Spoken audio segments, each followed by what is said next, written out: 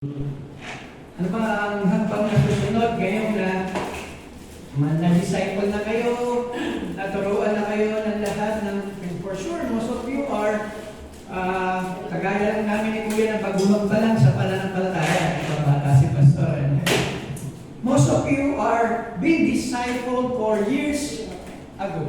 Maglipas ng maraming panahon, na-disciple na po kayo ng mga nagdaang mga pastor natin. Ang tanong, pag na-disciple na po ba kayo, ay titigil na po ba tayo? Hihinto na po ba tayo? Okay na ako, Pastor. Na-disciple na ako ni Pastor Paul. Na-disciple na ako ni Pastor Sam. Na-disciple na ako ni Pastor Richard. Sino pa ba mga pastor na nagdala dito? Pastor Romel. Pastor Mark Papi. Ano po sa mga nagdaang henerasyon ng mga pastor natin, na parang na-stuck tayo, no?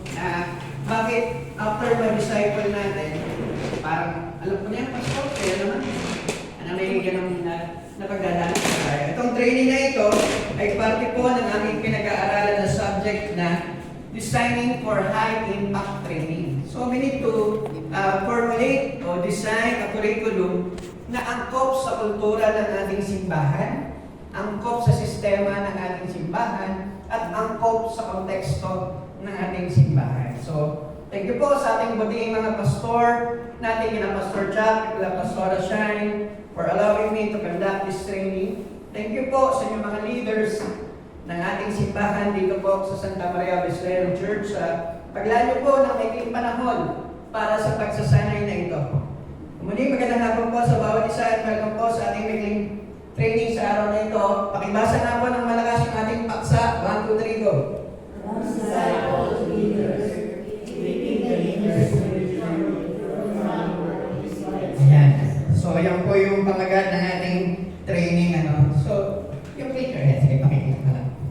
In the journey of discipleship, Christ called us not only to follow Him, but also to lead others in fulfilling the Great Commission.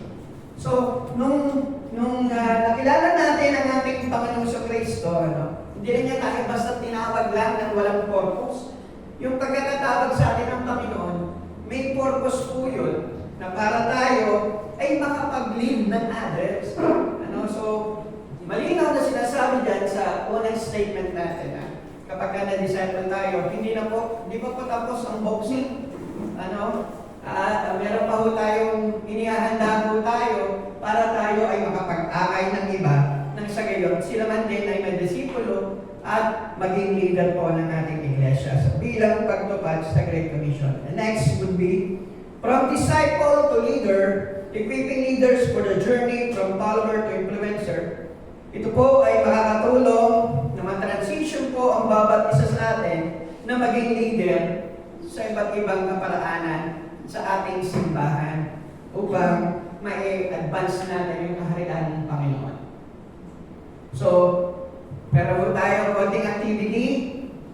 What do you believe is the most important quality a leader should have to fulfill God's vision? Sa inyo pang palagay, ano ba yung isang mabuting katangian na meron dapat ang isang leader? Pumili ho kayo dyan.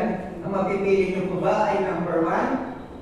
Faithfulness po ba ang katangian ng isang leader na napaka-importante? Para ba sa inyo, number 2, vision po ba ang pinaka-importante katangian ng isang leader to fulfill God's mission? Pangatlo po ba, ito po ba ay servant leadership? Ito ba yung kailangan o ito ba yung pinakapangunahin para sa inyo na dapat taglayin ng isang leader upang siya ay makapulfill ng God's mission? At number 4, is it vision ba ang mahalaga? So, kung kayo po ay mamili ko kayo dyan ng isa lamang at mamaya-maya po, bibigyan ko muna kayo ng ilang saglit para pag-isipan kung alin po dyan para sa inyo ang pinakamahalaga na katangian ng isang leader upang matupad niya ang misyon ng ating Panginoon to go and make disciples. So, bigyan ko kayo na 30 seconds to take. Kung kung kayo po ay nakapag-isip na ng inyong sagot, tatanungin ko po, sino po ang nakaisip ng number 1, faithfulness para sa Kanya? Sige po, kung kayo po ang napili po ninyo ay faithfulness, bakit po faithfulness ang napili ninyo? Kasi po sa paglilingkod, kailangan po talaga may puso na may dedication po. Kailangan po talaga may pagmamahal sa kapwa. Tapat po na maging po sa Panginoon. Yun po yung pinaka-vision. Amen. So katapatan. Sino naman po ang nakaisip na para sa kanya, mahalaga pastor, para sa akin ay vision? Sino po nakaisip na vision ang sagot? Wala pang nakaisip na vision? Okay, punta tayo sa number 3. Who among you thinks that servant leadership is the best quality a leader should have to fulfill God's mission? Sige, unahin mo na po natin. Kasi kung gano'n kang faith, may vision ka, pero hindi ka servant leader, useless ka. Yeah. Wow. Kaya po yan. Sino pa po nagsabagot? Sige pa. Isa pa, yun ang ating Panginoon Jesus, ang ating model, ang ating master, ang ating Yeah, servant leadership. Kaya rin po, nagtaas din po kayo ng kamay kanina sa servant leadership. Sa inyo pong palagay, ano po ba, bakit nyo po napili yung servant leadership? Kasi sa akin po, hindi ka magiging leader kung hindi ka mag-serve. Amen. Kuya, servant leadership din ba napili mo? So ikaw ang natatanging vision. Anong napili mo? Sa faithful. Sa faithfulness. So bakit faithfulness ang na pusuan mo? Kasi po, lahat naman tayo pag nag-Christian may binibigyan tayo ng mission ng Panginoon. And as follower, marami pa tayong dadaanan na pagsubok hindi ko madaling pagsubok sa Panginoon. Yeah. At mahalaga po para sa akin yung faithfulness na kahit anong season ng dinadaanan natin, andun yung katamatan at para mag-subok sa Panginoon. Wow. So napakahalaga, no? Actually, Lahat yan mahalaga no? Lahat po yan, kailangan natin ng katapatan, ng vision, ng servant leadership. Kailangan naman natin lahat yan para makatupad ng mensahe o yung tugon o yung panawagan ng Panginoon as we make disciples. So thank you for engaging sa ating unang activity. Alam niyo ba, according to PCAC, according to a 2021 study by the Philippine Council of Evangelical Churches of the Philippines, over 70% of church leaders in the Philippines report challenges in raising up new leaders to continue ministry efforts. 70% ng mga kasali, and by the way, ang ating iglesia, ang ating denominasyon, ay kasali sa PCEC. So, I believe parte tayo ng pag-aaral na ito na nahihirapan sila mag-raise up ng mga leaders na magpatuloy sa mga nasimulang mga ministry ng mga naunang naglilingkod. So this reveals a pressing need for leadership development to ensure that the church can effectively advance God's mission and make disciples across the country. So sa Novaliches, isa din yan sa mga nagiging problema po namin. Nahihirapan din ako na mag-raise up ng leader na tutugon sa panawagan ng Panginoon. And I rejoice with you dahil itong simbahan natin sa Santa Maria Wesleyan Church ay sumasailalim sa pagsasanay ng discipleship process as we prepare our hearts and our mind to make disciple. Congratulations po at tayo na narito ay isa sa mga tumutugon sa panawagan ng Panginoon to go and make disciple. Ang heart po ng discipleship process po natin is to make disciple. And that disciple will become a leader. Yan yung pinaka-puso ng ginagawa natin sa buong distrito natin sa WNCD. The heart of discipleship is to go and make disciple, pero walang period yun, hindi po yun natutulungan doon. As we continue, itong mga disipulo na ito ay kagaya ninyo na magiging leader ng iglesia natin. So, sa inyong palagay, ano mangyayari sa iglesia natin kung minto tayo sa pagdidisipulo? Ano kayo mangyayari sa simbahan natin? Magiging stagnant. Tapos mapuprostrate ka, naghahanap ka na dumami tayo, pero wala naman tayong discipleship process na ginagawa. paano tayo na dami. Opo, ano? Mapuputol yung... Hindi naman natin sinasabi na mali yung ginagawa ng mga naunang nagsanay ng mga bagay na ito. Pero as kagaya ng cellphone, yung mga gadget natin, hindi naman tayo nanatili sa 3310. Diba? Nag-Android tayo. At kung mapalad tayo, para tayo si pastor na naka-iPhone. iPhone ba si pastor? Yung preparedness ng pati puso ng mga tao. Tsaka, kumbaga sa climate change. Yeah. Climate change. Pati yung As we transition sa different situation, sa different season, sa different occasion ng pagkakataon.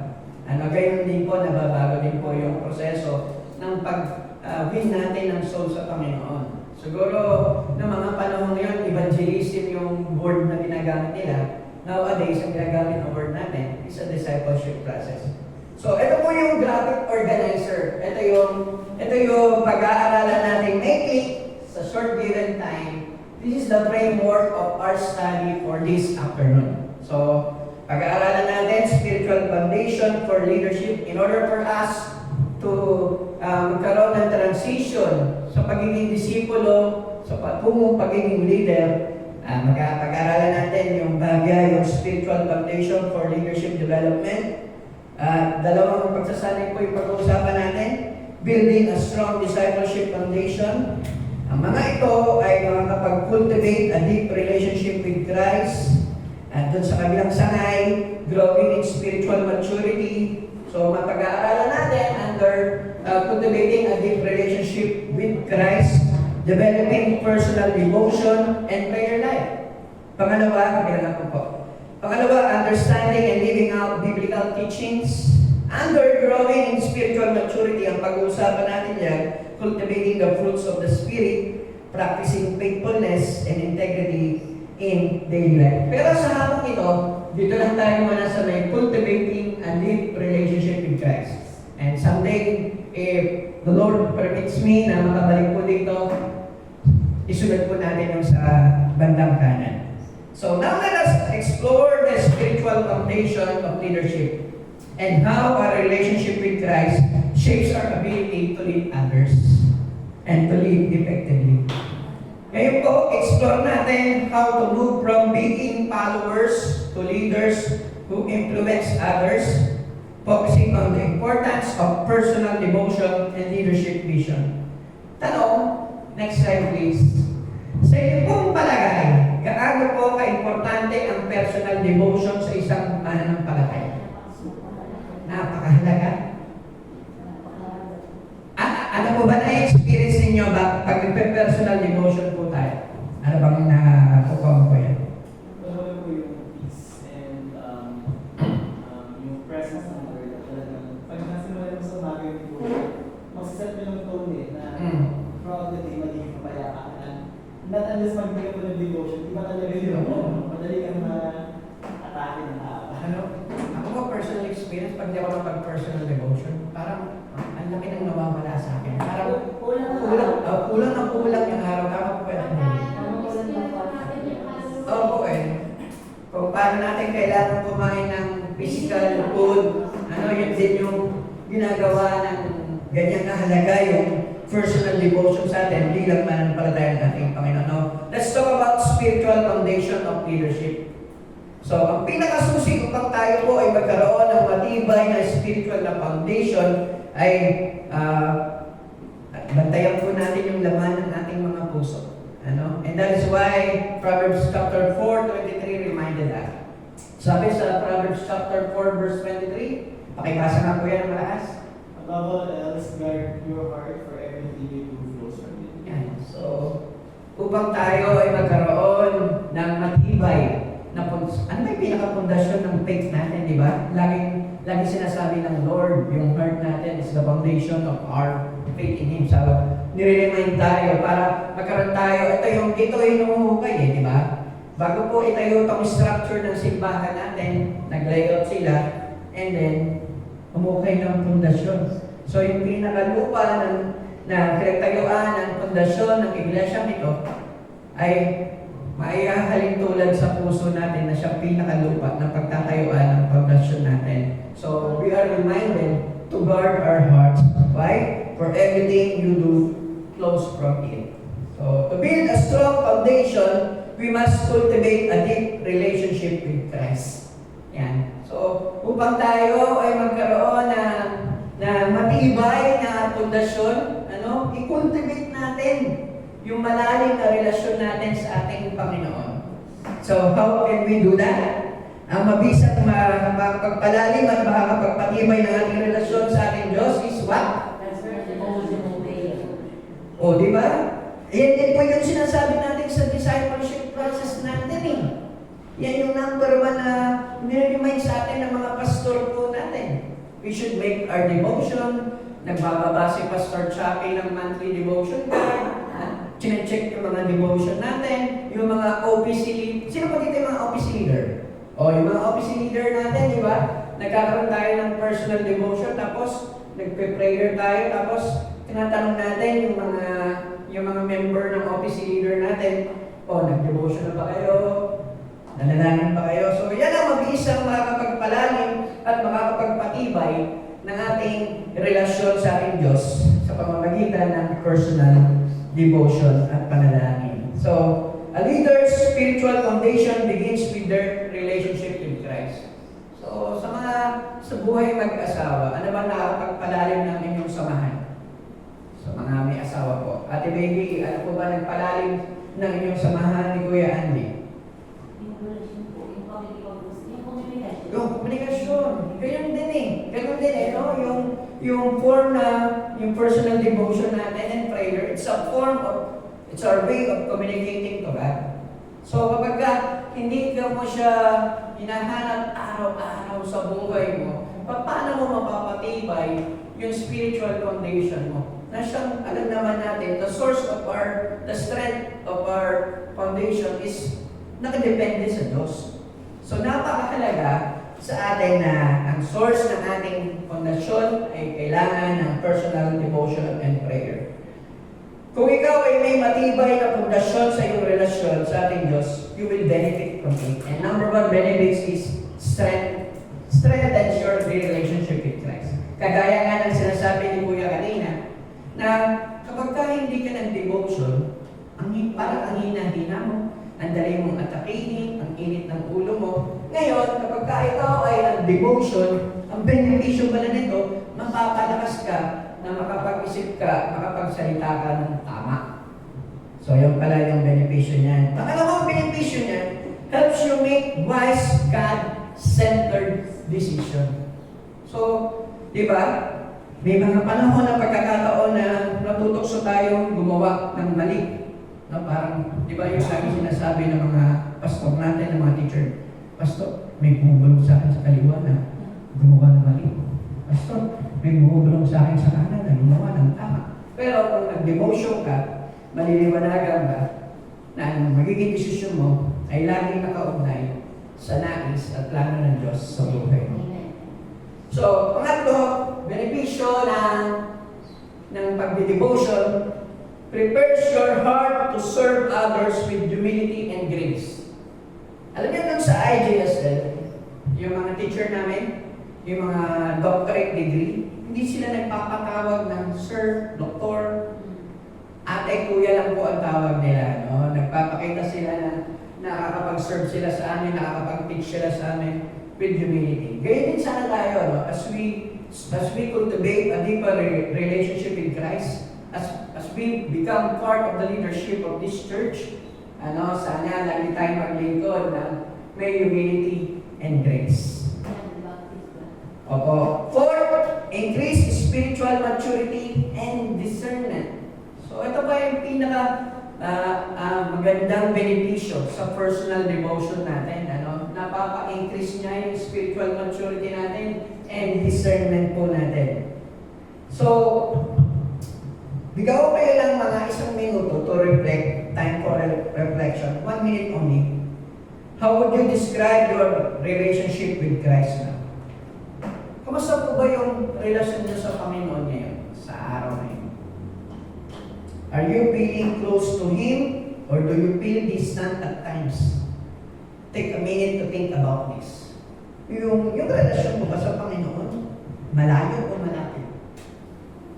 Isipin po natin ng isang minuto lamang as we transition to the next gagawin po na. Bigyan kayo ng 1 minute starts now.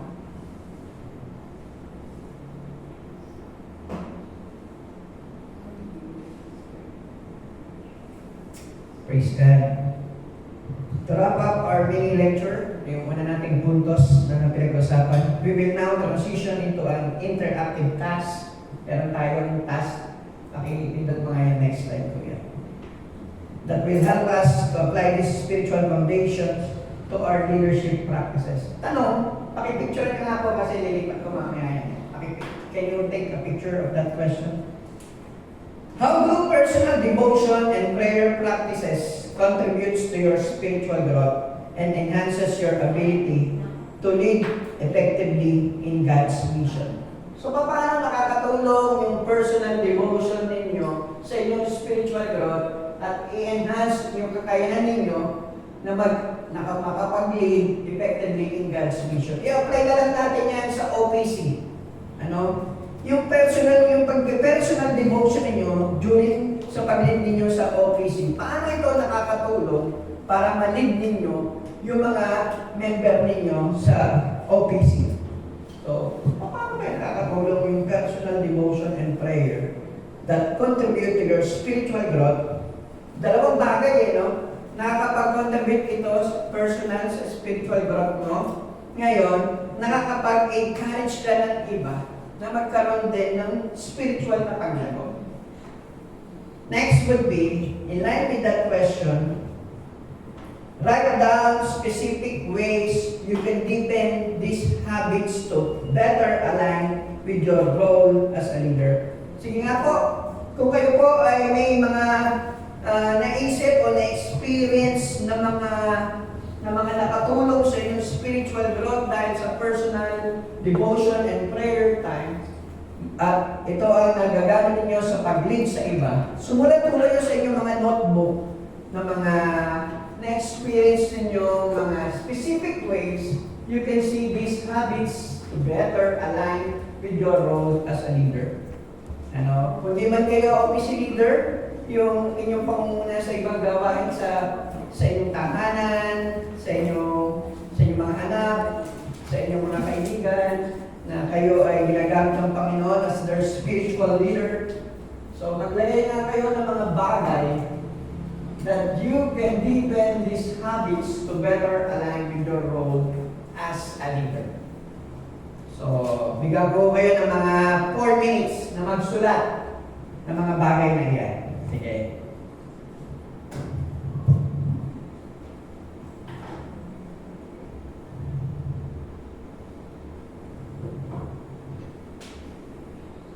Ayan. Tapos,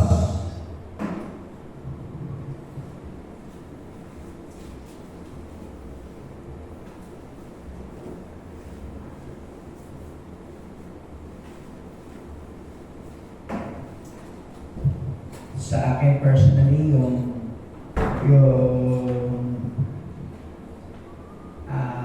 specific ways na nagpalalim ng habit na ito sa buhay ko, yung pagnanais ko na makapag-serve, makatulong sa kapwa ko, na I see them na parang ako lang na nagsisimula. Na gusto ko na lumalim din sila sa pagkilala nila sa Panginoon. Ano yung mga specific ways you can deepen these habits to better align with your role as a leader? Siguro yung consistency, Kasi di ba, pagka naabala na tayo, nakakalimutan natin mag-devotion, kakalimutan natin manalangin. Ano ba? Yung consistency, yung attitude natin, Kaya naman ako hindi devotion, pastor, kasi chinecheck ng pastor namin chinecheck ng OPC leader namin. We need consistency, character, passion, ano pa yung mga specific ways na para mapalalim natin yung habits natin to better align with our role as a leader.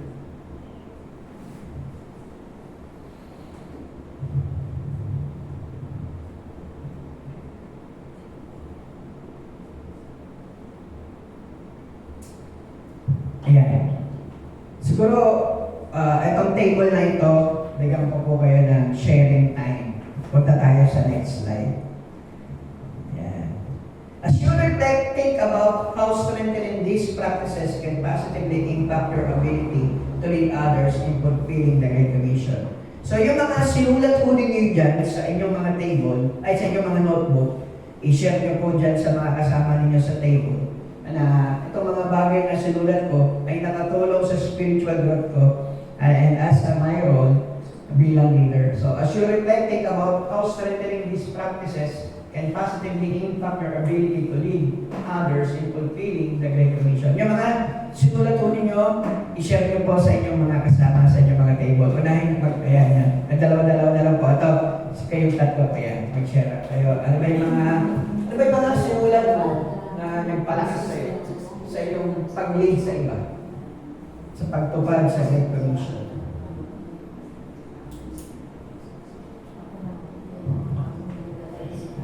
Yan. Sige, mag-share. Sige, ikaw, dahil ikaw ang voice. Sige, ano yung mga sinulat mo, kuya?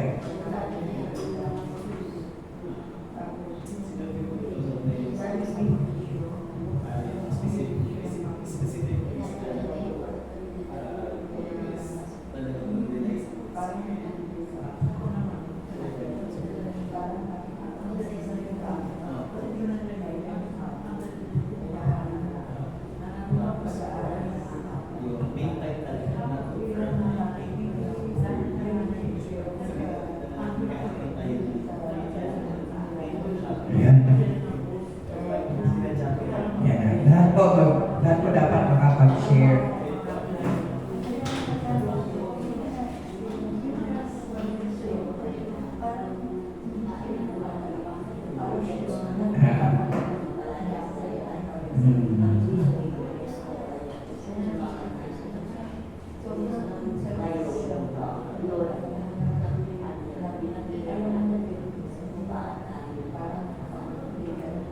Yan, si Ate Tatay naman. Start.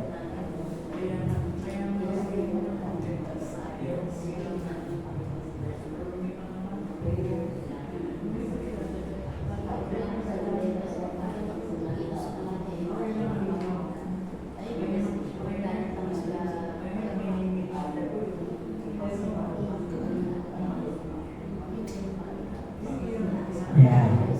So, salamat po, at tayo po ay magpatuloy now that we explore the importance of cultivating a deep relationship with Christ. Let us move on to our next topic where we focus on embracing the call to lead. Sino po dito pag sinabi ni Pastor, ikaw nga yung mag-preside yan? Sige, Pastor, gusto ko yan. Yan po ba dito ikaw nga magpaangit? Sige, Pastor, gusto ko yan. Ini-embrace agad yung panawagan, di ba? May dumating na po ba sa punto nyo na inassign kayo na pag manako mo yan, Pastor? Iba muna, Pastor. Siya muna, Pastor. Ewan ko ba dito na? Kala ko sa kabalitas. Meron po. Meron natin. Ayan. So, yun, para po tayo ay makaahon sa pagiging disipulo sa pangunguna na maakay yung iba. We need to embrace the call to lead. Kailangan natin yakapin yan. Kung di ho natin yakapin yan, hindi ho tayo makakaalis. Naging disipulo ka na, pero ayaw mong yakapin yung panawagan na mamuna sa iba. Kulang pa yung proseso natin. So that's the main ingredients in order for all of us to move from being a disciple to becoming a leader. So we need to embrace the call to lead. So ito po yung ikalawang kaparaanan upang tayo po ng mga disipulo o disciple ay maka-transition po tayo as a leader.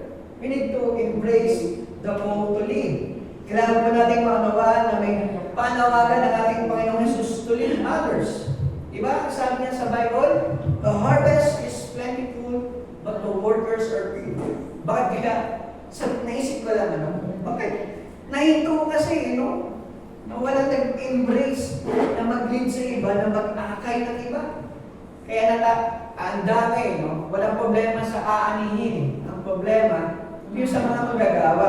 And one of the main reason bakit nagkakaroon tayo ng problema sa manggagawa, because karamihan sa atin, ayaw yakapin yung pag-lead sa iba.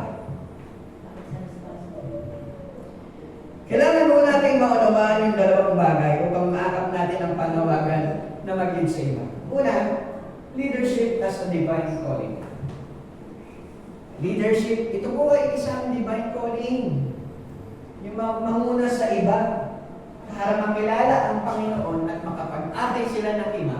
Ito po ay divine calling. Leadership in God's kingdom is not about personal ambition or power, but about answering God's call to lead others in fulfilling His mission.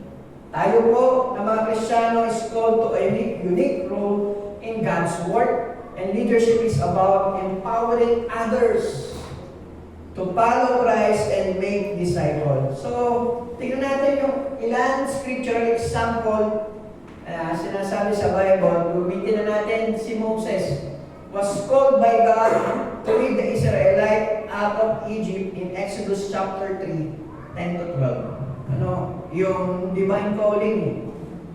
Yung leadership is a divine calling. Gaano man katigas ng ulo ng mga taong gusto mong ilid sa pagkilala sa Panginoon, gaano man katigas yung kanilang mga puso, ilang beses ka man nilang pasakatin yung ulo mo, ilang beses man nilang tanggihan ka.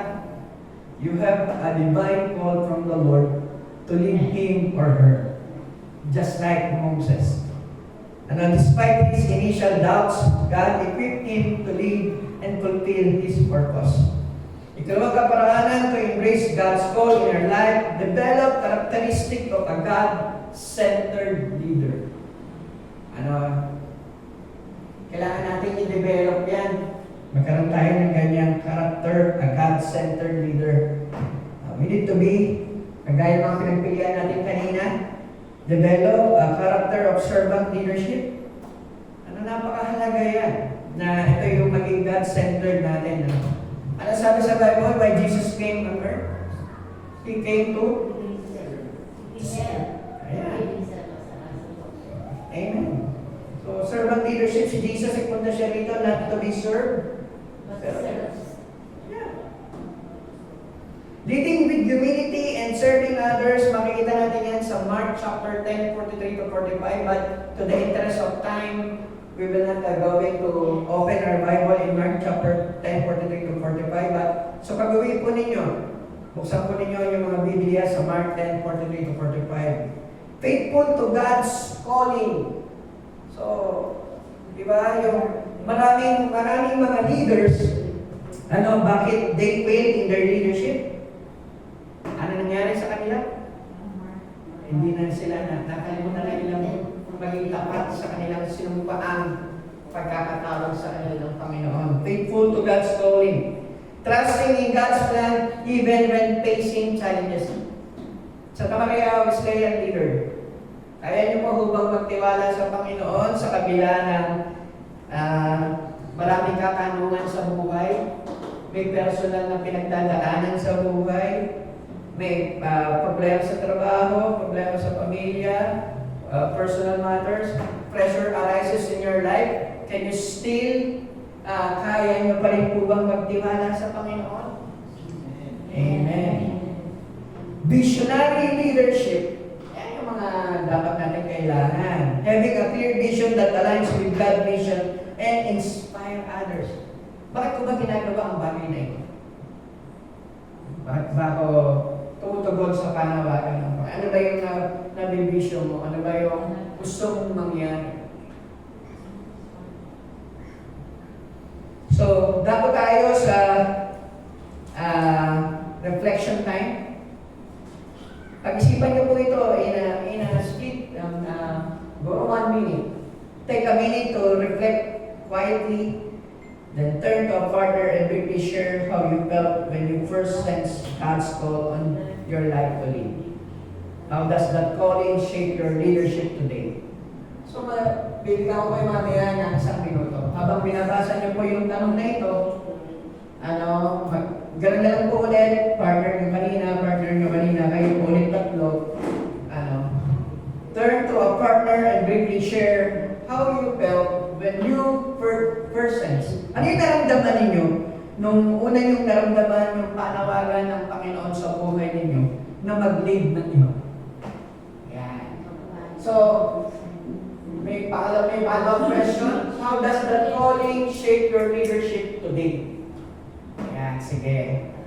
Naalala niyo pa po ba yung unang araw na naramdaman ninyo na may panawagan ang Diyos sa buhay ninyo na makapag-lead ng iba?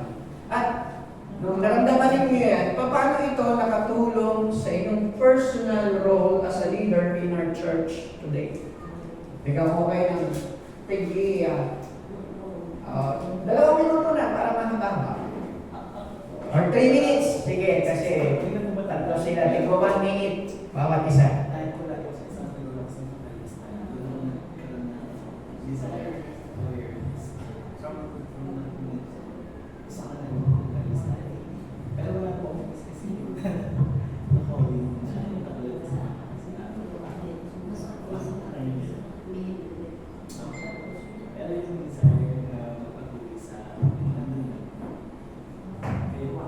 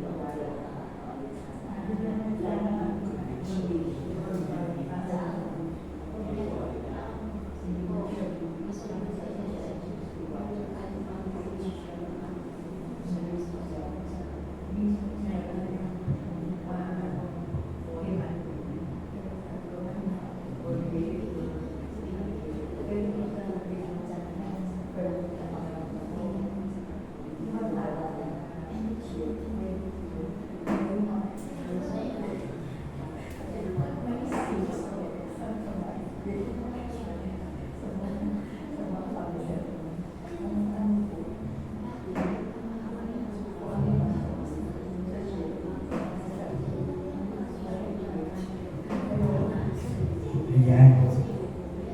Sige. Alright. Okay. Now that we explore what it means to embrace the call to lead, let us put this into practice by reflecting on our own leadership journey and creating a vision statement that aligns to God's call. So, in follow-up with the reflection time, meron tayong activity na kung saan gagawa mo kayo ng vision statement that aligns to your call. How can your leadership contribute to fulfilling the Great Commission in your context?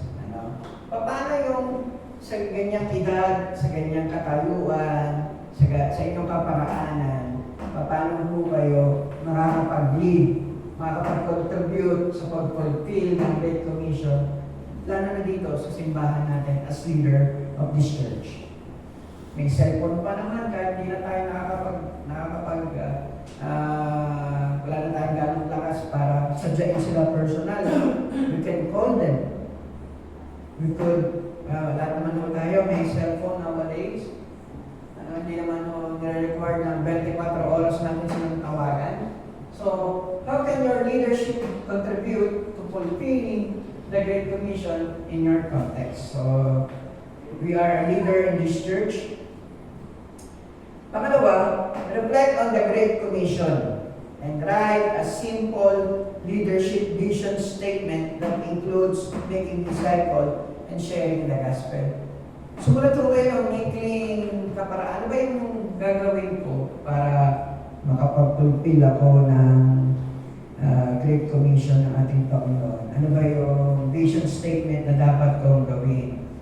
So, includes making disciples and sharing the gospel. Have them consider how this vision will shape their leadership and decision. So, ano yung naiisip ninyong vision statement? So, paano ba ako as a leader of this church, sa konteksto ko dito, sa kaparaanan na meron ako, paano ako makakatulong sa pag-fulfill ng Great Commission bilang lingkod ng ating Panginoon dito sa Santa Maria Wesleyan Church. Ayan, sige. Bigyan ko pa kayo ng panahon para isulat yan. At maya-maya, isi-share mo yung vision statement na yan, isa-isa, or sino man gusto mag-volunteer, or sa group, pwede rin sa group, pwede din sa partner ninyo, or if you want to share your vision statement, tawagin ko po kayo. Discuss how having a clear leadership vision can motivate others to join in fulfilling the Great Commission. Ano sabi dun sa Bible? Leaders without vision, they will perish. Ano yung walang patutunguhan din eh. Kapag wala kang vision, wala ka rin patutunguhan eh. So, balikan natin How can your leadership contribute to fulfilling the Great Commission in your context?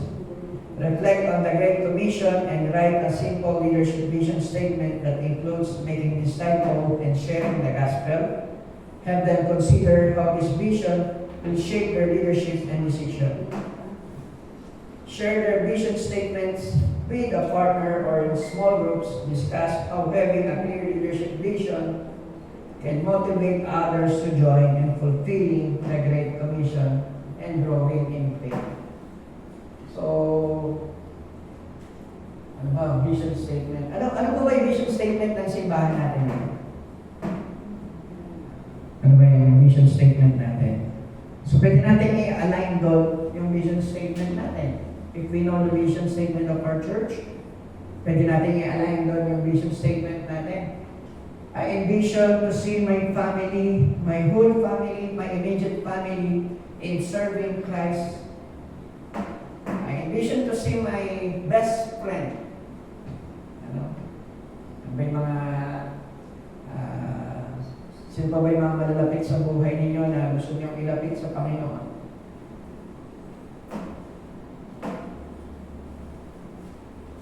Ayan, sa mga bigyan ko pa kayo ng 2 minutes.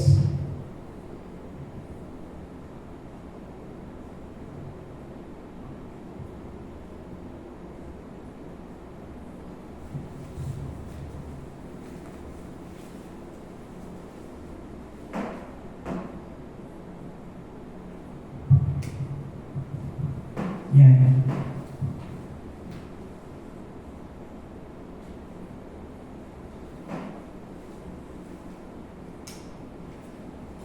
Wow.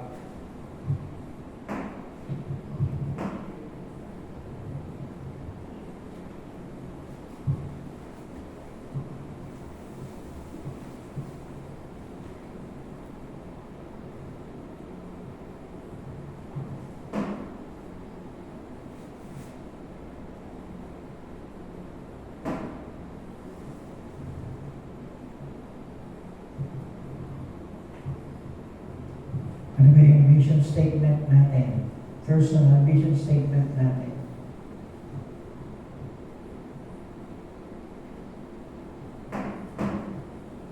Alam mo, napaka-importante sa isang leader yung meron siyang vision. Kapag nakitaan mo siya na ito yung vision, di ba? Ang ginagawa ng mga pastors natin, pag may vision, binababa sa mga leaders, kinakas yung vision. Kapag napanghawakan ng mga members yung vision na ibinaba ng pastor, malalakaran nila yung nais ng Panginoon para sa iglesia. Napakalaga yung vision. Paano napasunod ni Gideon yung 300? Diba? Meron siyang vision na matatalo nila yung mga kalaban nila in spite of their numbers. na for sure na-encourage niya yung mga tao niya na 300 na magtiwala sa vision na binigay ng Panginoon sa kanila. Okay? Ready na po kayo? Ibahin naman po natin, ano? Huwag na po with partner. Tatanggol po kayo. Meron po ba kayong sinulat? Ano po ba yung sinulat ninyo? Can you share that unto us? The abilities and experiences that God has endowed me with, I will endeavor to use these to further the mission within my family and my community. Wow! Sisimulan niya sa kanyang family at sa community na meron siya. And then, kayo po, ano po yung naisulat po ninyo?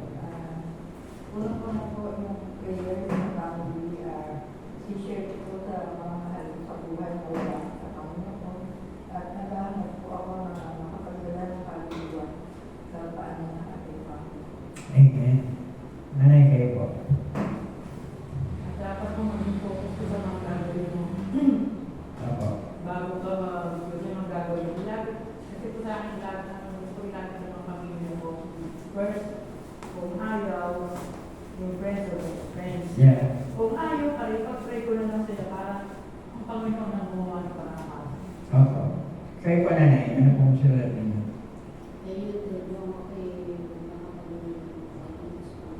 Mm.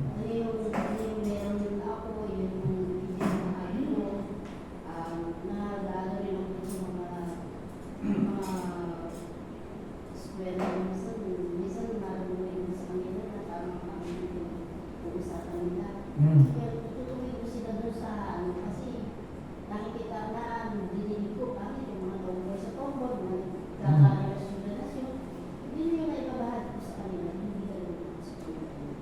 Yeah. Tama po. Kayo po? Lagi na yung sa yung mga loved ones Yeah. kasi loved ones na iba nila. Iba, lalo na kasi kapag well off, Yeah, yeah. mga mataas na yan. Nakakaangat sa buhay. At medyo mabasyo nila. Pwede na na. Yeah po. Pwede na. Ano pong kaparaan na ginagawa niyo? Basta pagka ano nila, hindi ako magsasabit doon sa ano yung kanila na para ito ay makikita yung tao sa ano, sa bawal ng Panginoon, ipapakita ko yung ano. Kaya pinapamuhay ko yung nais ng ano ng Panginoon.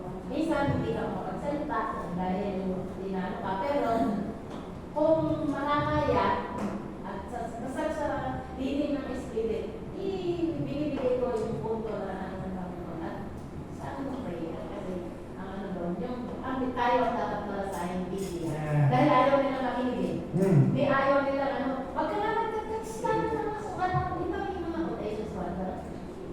Bisit ka, ay, sige. Hanggang sa 3 times ko yata after ginano ng order. Kumito ako kasi sabi ko doon, mga hindi makakaya. Yeah. Trust the process of the Lord. Basta, sabi ko, Lord, I do my part. Kasi Yeah. hindi naman ako ang magpapalod ng Holy Spirit. Ako, siya, ang Panginoon po tatrabaho doon. At tayo lang po taga-tanin. Sa atin po, kayo po. Gusto ko dalawin sa Panginoon yung mga ngalay sa buhay. At tinatulong mga kaibigan ko. Yeah. Yung mga nakasalamuha ako sa araw-araw. Para ako po sumunod, maging example na po. Yung mga kaibigan na makikita ko si Lord sa aking buhay. Amen. Kuya, can I hear from you? Opo, as a leader, my vision is to commit and fulfill the Great Commission by making disciples who love, follow, and serve Jesus Christ, and by sharing the gospel with boldness and grace in my workplace. And also, my leadership will be rooted in the Word of God, guided by prayer, and driven by a heart to equip others to live out their faith and reach the lost. Amen. So, sarap ano? Ay sana yung mga vision na ito ay panghawakan natin hanggang sa tawagin tayo ng Panginoon. Amen. Huwag natin subuan. May kanya-kanyang kaparaanan ng panahon. Paano tayo din sinukuan ng mga tao noon na naglaan din ng panahon, ng panalangin, para sa atin. Kaya rin po, gawin natin sa immediate family natin and close friends that we have. Now that we have discussed the importance of the spiritual foundation and the significance of embracing the whole tree, we will move on to exploring how to apply this in our lives. Para ma-apply natin ito sa ating mga buhay. Next, nauna na po. Yan. What will you do?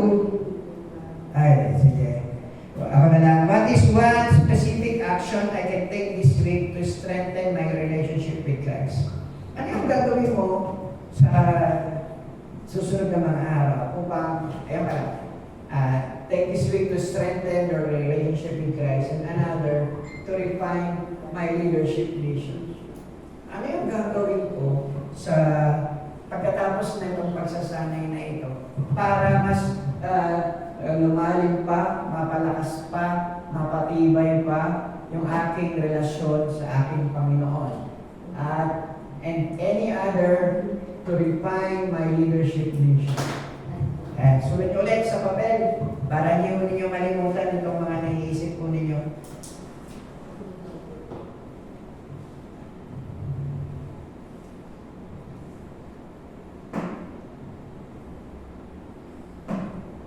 So lagi kasi yung activity natin ay dahil meron tayong small group. By the way, ito ay for small groups. Get a partner and share to each other what you have written in the paper. And matapos, pray and share with each other. Matapos ninyong, ano yung maisulat ninyo na, ano yung gagawin ko sa linggong darating para mapalakas sa aking relasyon sa aking Panginoon. And another, to refine my leadership vision.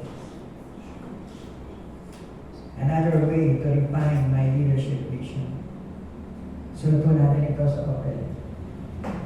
And then, next would be, doon ulit sa mga kapartner ninyo sa table ninyo, matapos ninyong isulat sa inyong notebook, ano yung gagawin ninyo sa darating na mga araw o mga linggo ng buhay ninyo para mapalakas ang inyong relasyon kay Kristo, sulat niyo ito sa papel. Yan. I-share nyo po. Tapos, pagkatapos yung mag-share sa isa't isa, ipag-pray po ninyo yung isa't isa. Or, etong group na ito, mamaya, si Kuya na lang yung mag-pray para doon kila Ate Baby at kila Ate Dayday. Dito, kayo po ay mag-share. Pagkatapos mag-share, mag-pray po kayo sa isa't isa. Yan, mag-share tayo muna po kayo.